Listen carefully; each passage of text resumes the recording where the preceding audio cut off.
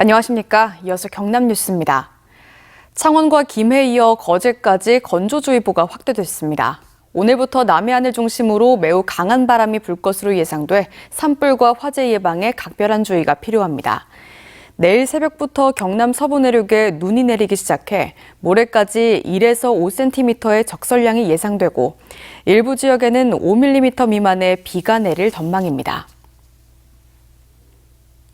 연일 탄핵 촉구 집회가 열리고 있는 가운데 10대들이 자발적으로 참여할 만큼 정치에 대한 인식이 높아졌습니다. 박종훈 경남교육감은 학생들의 능동적인 참여 활동을 계기로 정치교육 준칙 마련을 고민하고 있다고 밝혔습니다. 정성호 기자가 보도합니다. 탄핵 촉구 집회가 열리는 광장. 추운 날씨에도 수많은 시민들이 모였고 인파 속에는 청소년들도 상당수 보입니다. 이들은 생각이 같은 친구들끼리 모여 스스로 광장으로 나왔습니다. 탄핵했다고 한 순간에 너무 벅찬 감정이 들었고 국민으로서 당연히 해야 할 의무라고 생각해서 왔고 어린 나이지만 탄핵까지 불러온 기성세대의 선택에 일침을 놓기도 합니다. 투표권을 가지고 계신 여러분들께서 꼭 대통령 선거 때 잘 뽑아가지고 두 번 다신 이런 일이 없었으면 좋겠습니다. 요즘 청소년들은 정치 현안에 대해 분명히 의사를 표현하고 집회의 주축이 될 정도로 정치 인식이 성장했습니다. 박종훈 경남교육감은 학생들의 능동적인 참여 활동을 보고 정치교육 준칙 마련을 고민하게 됐다고 밝혔습니다. 시청 광장에 학생들이 나와 있는 모습을 보면서 우리가 가르쳐야 될 것이면 이제 와서 늦었지만 제대로 가르쳐야 한다는. 박 교육감은 전후 독일의 보수 진보 진영이 사회적 합의로 만들어낸 보이텔스바흐 협약을 모델로 우리 현실에 맞는 학생 정치교육 준칙을 생각하고 있다고 언급했습니다. 경상남도 의회의 조례로 나아갈 수 있다면 훨씬 더 탄탄한 사회적 합의가 되지 않겠습니까? 이 역량의 범위 안에서 몇 단계를 생각하고 있습니다. 하지만 경남도 의회는 최근 비슷한 성격의 학교 민주시민 교육 진흥 조례를 폐지한 사례가 있어 학생 정치교육 준칙은 논쟁의 불씨가 될 것으로 보입니다. MBC 뉴스 정성호입니다. 연말 민생안정대책으로 경상남도와 5개 시군이 예비비를 활용해 885억 원 규모의 지역사랑 상품권을 발행했습니다. 경상남도는 소상공인 점포와 전통시장 등에서 현금처럼 쓸 수 있는 지역사랑 상품권 300억 원을 발행했으며 창원시 300억 원, 양산시 160억 원, 김해시 100억 원 등 5개 시군이 이달 중 상품권을 발행했습니다.